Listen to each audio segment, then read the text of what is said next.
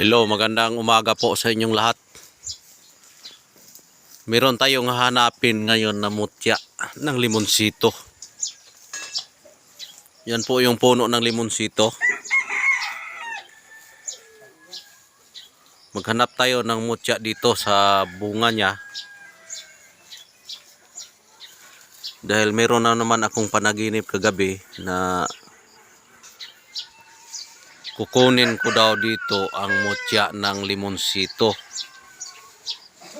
Hanapin natin para malaman natin kung tunay ba yung ibinigay nila sa atin. Ito yung mga limonsito namin dito na ginagamit namin araw-araw yung kanyang bunga para minsan ibenta namin, minsan gagawin namin kinilaw, yung magkilaw kami. Yung iba ginagamot namin yung kanyang bunga sa mga ubo. Yan po yung bunga na napakarami yung puno namin dito, hanggang doon yan, hanggang doon. Hanapin natin yung bunga ng limonsito dito na yan ang mga bunga. Pero hanapin natin yung mutya talaga niya, no? Kasi gusto natin na makuha yung mutya ng limonsito.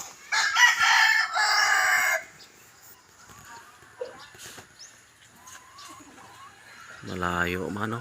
May mga bunga doon, no? Yan, mataas.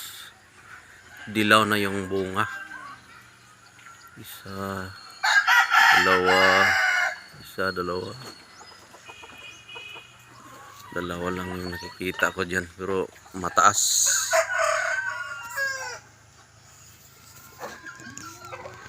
Mataas siya, pero pakiramdaman natin yung spiritual niya na bigayan.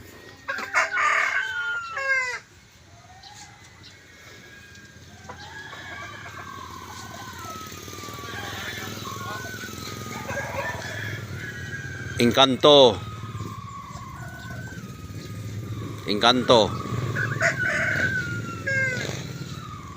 Nandito ako, Engkanto. Kagabi nagpaparamdam naman kayo sa akin. Engkanto, kukunin ko ang mutya na binigay mo sa akin kagabi sa aking panaginip. Nandito ako, Engkanto, para kukunin ko yung mutya na iyong ibibigay sa akin. Dahil hindi ko kukunin kapag wala akong paalam sa inyo, dahil sayang lang yung pagod ko sa paghanap dito na hindi pinadaan sa inyong panaginip. Kaya gusto ko, Engkanto, na ibigay nyo talaga yung mutya.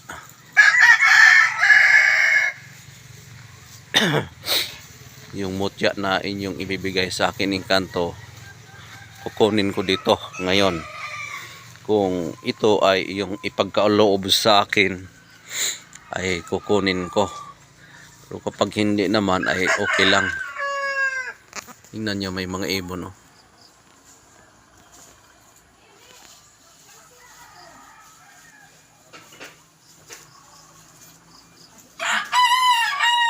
Engkanto, ikaw na ba yan?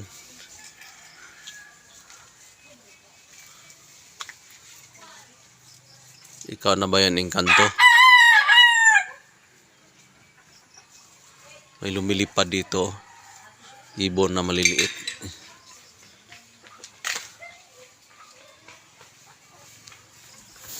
Engkanto, hindi na ako magpaalam sa iyo dahil alam ko naman na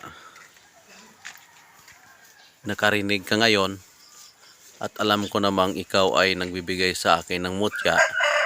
Kaya, Engkanto, yung aking mga galaw sa aking katawan,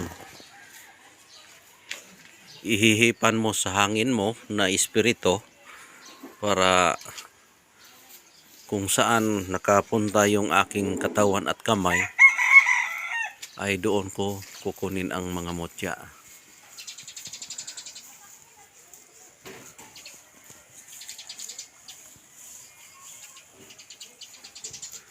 Daming bunga engkanto, no?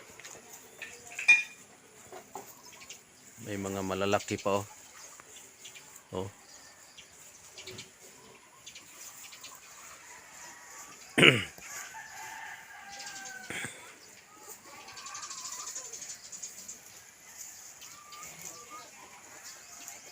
Engkanto, saan mo inilagay ang mutya? Ako'y nakipagkausap sa iyo. Alam kong nakarinig kayo sa akin. Huwag nyo na akong pahirapan pa na paglaruan nyo ako, dahil gusto ko na makuha yung mutya mo sa limonsito para aking magamit at maitulong sa kapwa ko na tao na nangangailangan din sa inyong proteksyon. Dahil alam ko na kayo ang pinaka makapangyarihan sa balat ng lupa, at higit sa lahat ay Diyos pa rin ang nagbibigay sa inyo ng kapangyarihan. At lamang lang po kayo sa amin dahil mayroon kayong kapangyarihan na hindi kayo makikita at kaya nyong makipag-ugnay sa panaginip. Hindi katulad sa aming mga tao na hindi namin kaya yung kakayanan ninyo. Kami lamang po ay sumusunod sa naniniwala sa inyo. Kaya ako po ay naniniwala sa inyo, at ito ako ngayon, tutuparin ko ang inyong mga kahilingan na kukunin ang mutya na inyong ibinigay sa akin.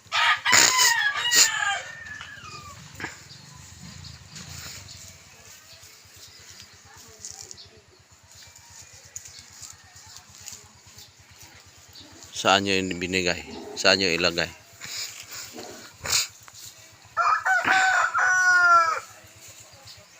Parang kakaibang bunga to, ah.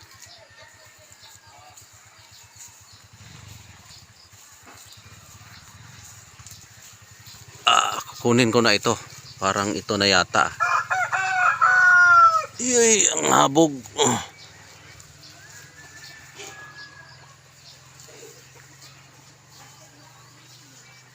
Oh.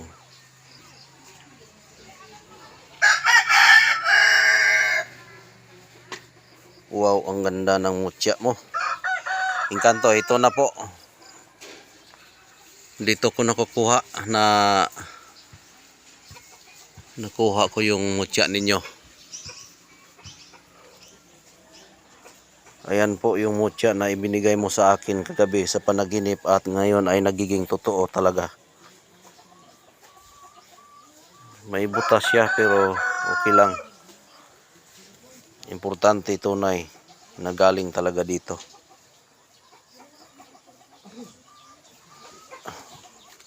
Ang lakas ng aura.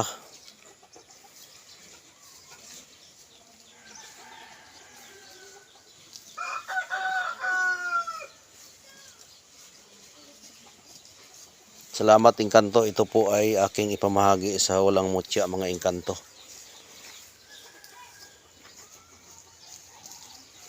Yan po yung mutya ng limonsito. Yan po yung puno, diyan po natin nakukuha.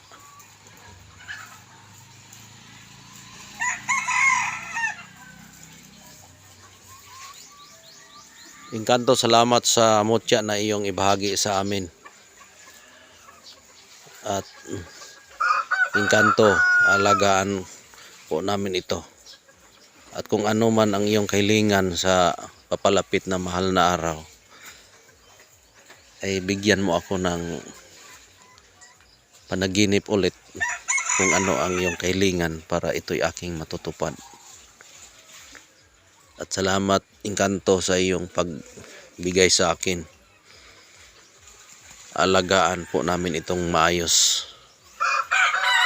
Dahil hindi ko ito makukuha kung hindi dahil sa inyo. Kaya maraming salamat, Inkanto. At maraming salamat din sa ating Panginoong Diyos na nagbibigay buhay at kaliwanagan sa atin.